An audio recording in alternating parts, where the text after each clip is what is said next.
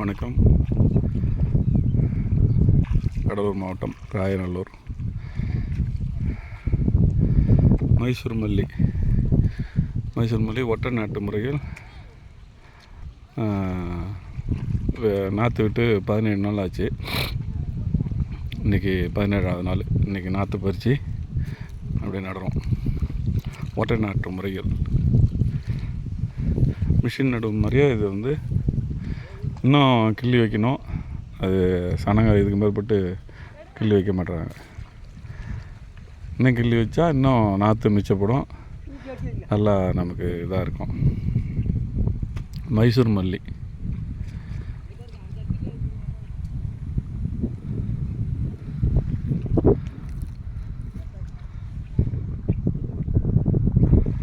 நாற்று பறிச்சிட்டு இருக்காப்புல. அது பாய் நாட்டுறாங்க, அதில் விட்டு நாற்று பறிச்சிட்டு இருக்காப்புல.